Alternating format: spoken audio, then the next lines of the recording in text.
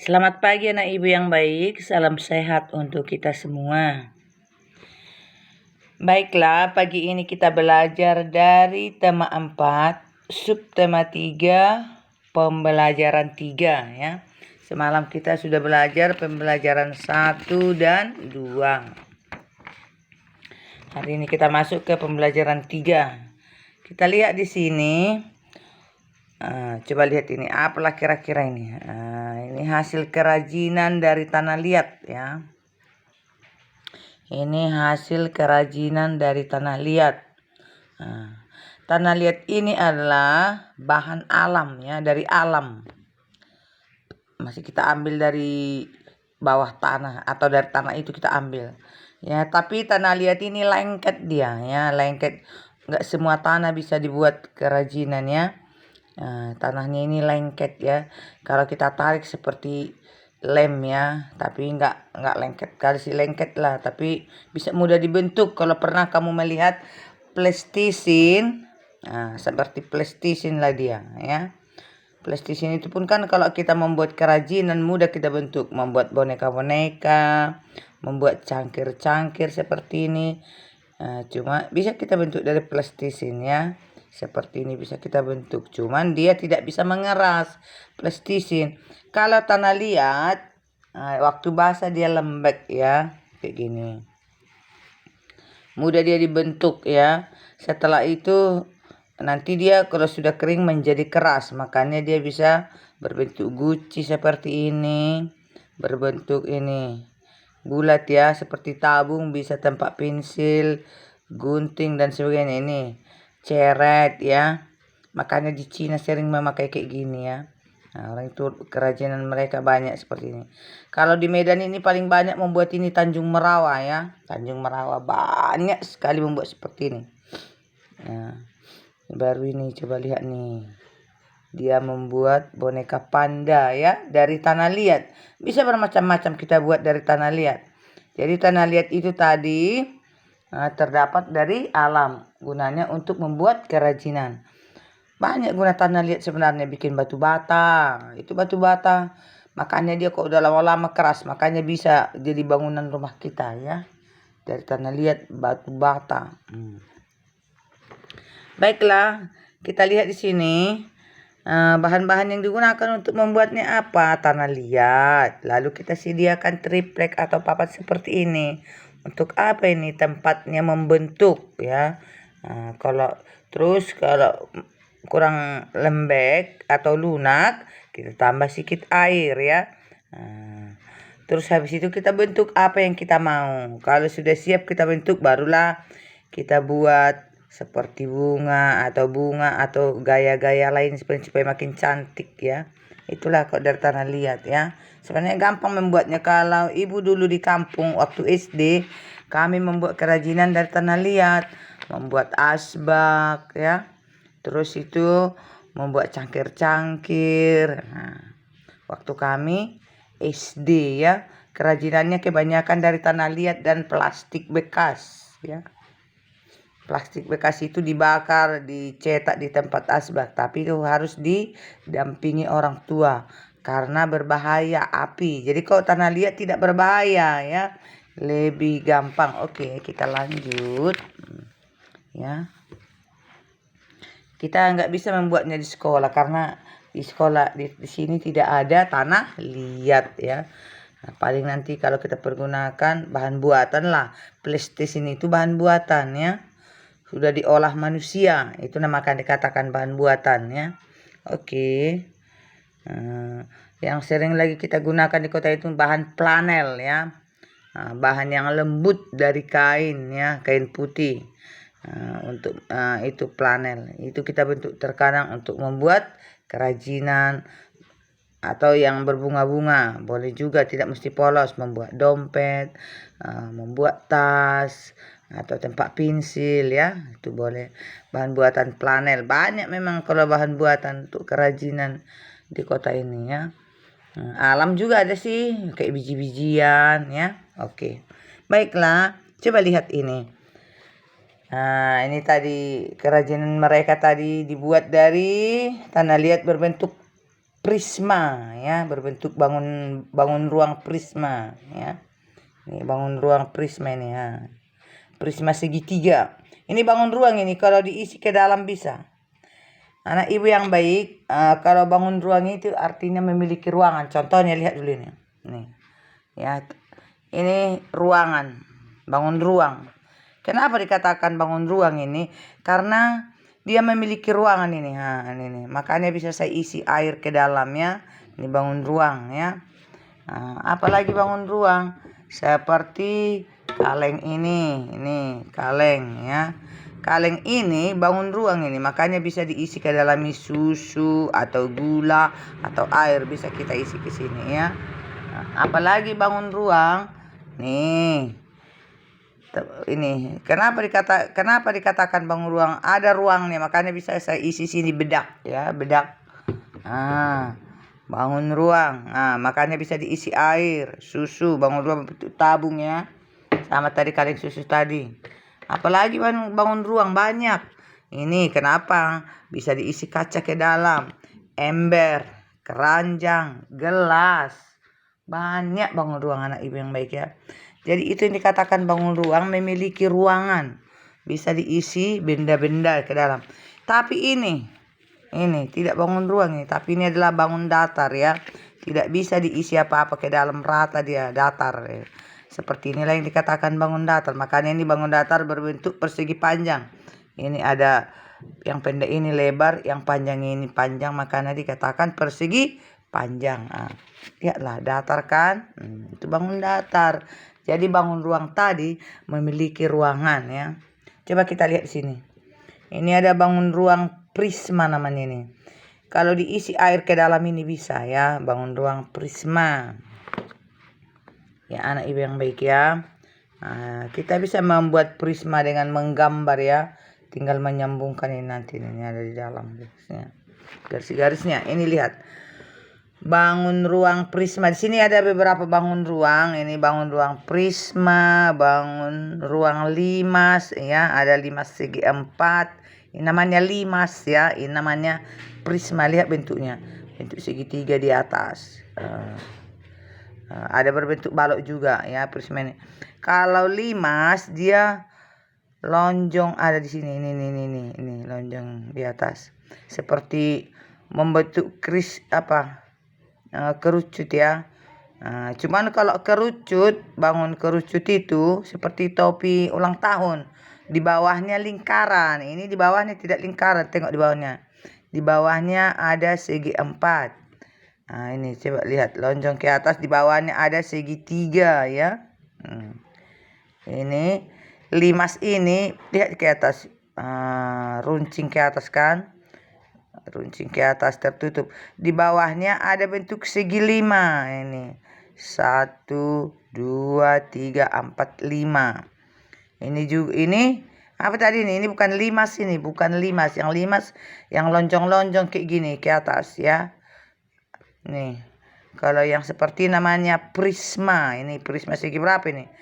Prisma segi 5. 1, 2, 3, 4, 5. Ini prisma segi 5. Yang ini tadi yang lonjong ke atas ini atau kerucut ke atas ini ya. Ini namanya prisma segi 3. Ini lihat ada segitiga di bawah. Ini coba berapa rusuknya di bawah ini? 1, 2, 3. Ini prisma segitiga. Jadi anak ibu yang baik, ini dari sini dulu ya. Sama nih ini dengan ini ya.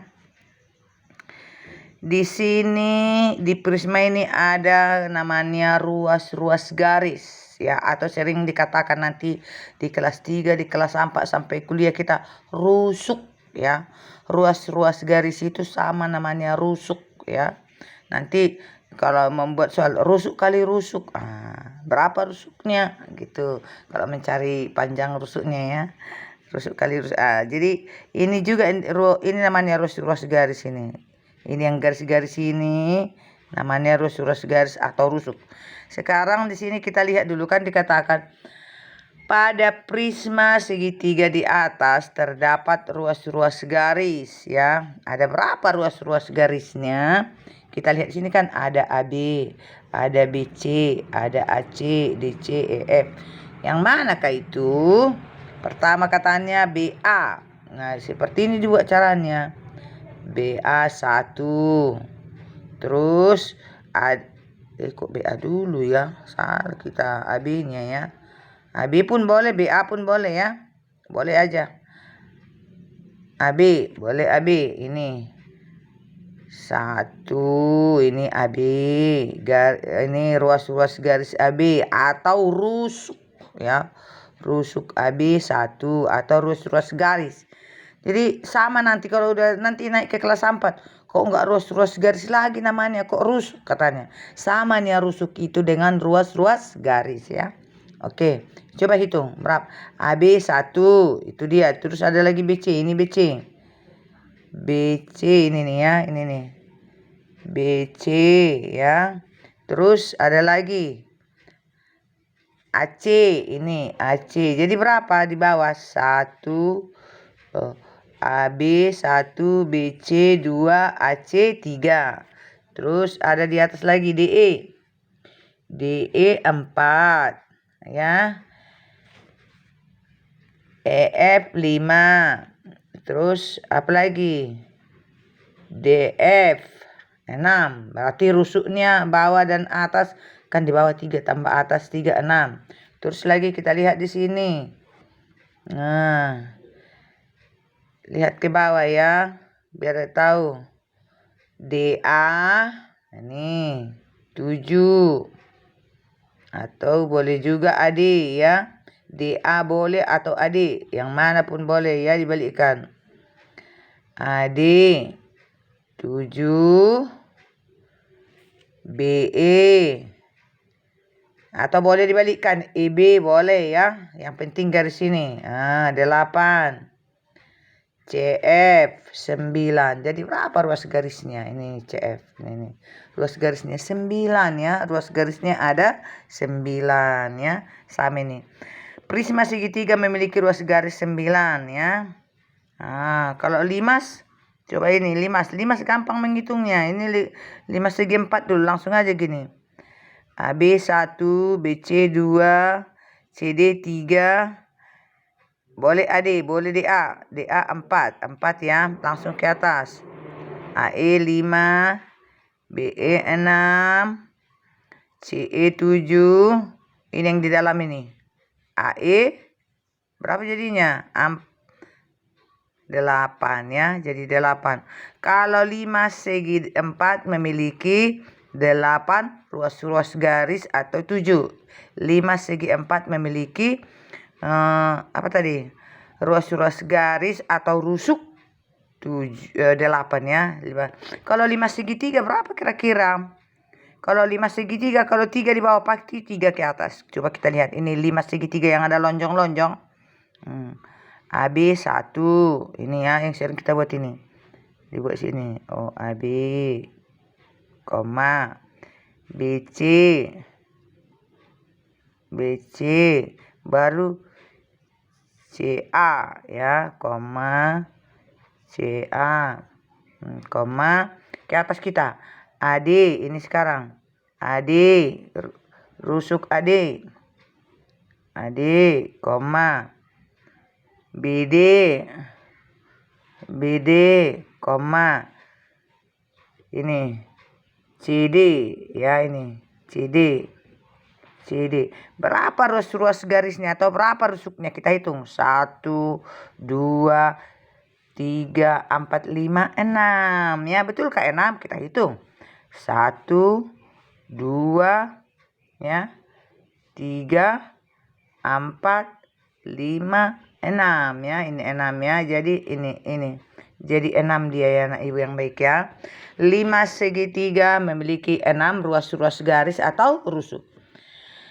Kalau 5 segi 5 pasti memiliki 10 ruas garis atau rusuk. Karena di bawah saja udah 5.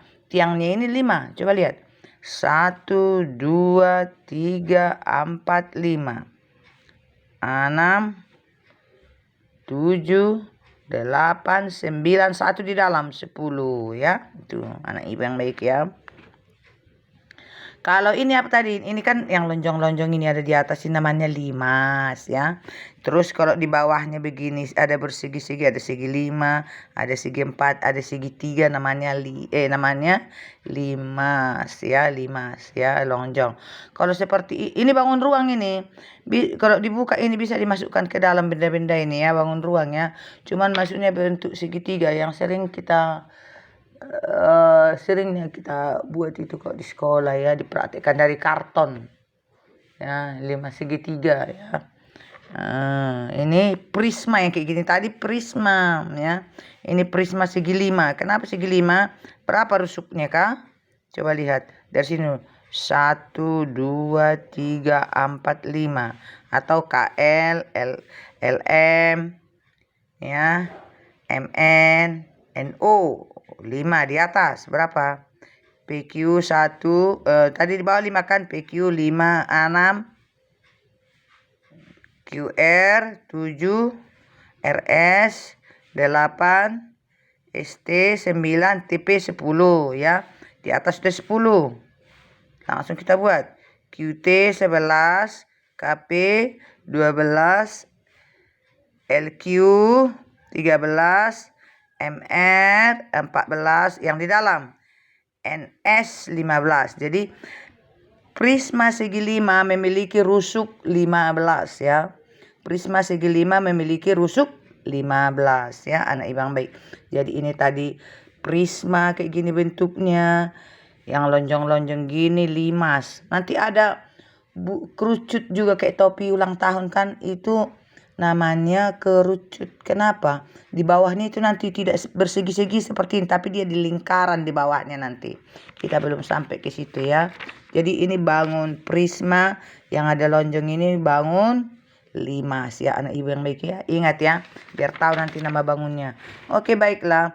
Mereka membuat kerajinan tadi dari benda-benda tersebut ya. Pasti ada membuat kerajinan berbentuk limas, ada berbentuk prisma. Coba lihat mereka waktu membuat kerajinan. Wah, berantakan. Karena ada air dan becek. Baguskah ini? Tidak bagus. Setelah siap mereka membuat kerajinan, seharusnya mereka harus membersihkannya ya. Karena kalau nampak becek dan basah akan nampak kumuh dan jorok ya. Oleh karena itu harus dibersihkan ya, anak ibu yang baik ya. Coba lihat ya, nampak becek, harus dibersihkan kembali, dilap ya, biar jangan marah mamanya atau ibu guru atau bapak guru di sekolah ya. Supaya nampak indah lagi dan cantik, dibersihkanlah kembali. Tempat yang kumuh dan becek harus dibersihkan supaya kita tidak jijik melihatnya. Terus kalau kena pijak tidak terpeleset. Tanah liat itu licin, kalau kena basah harus dibersihkan supaya kita kalau kena pijak tidak terpeleset ya, anak ibu yang baik-baiklah. Sekian pembelajaran kita hari ini. Terima kasih.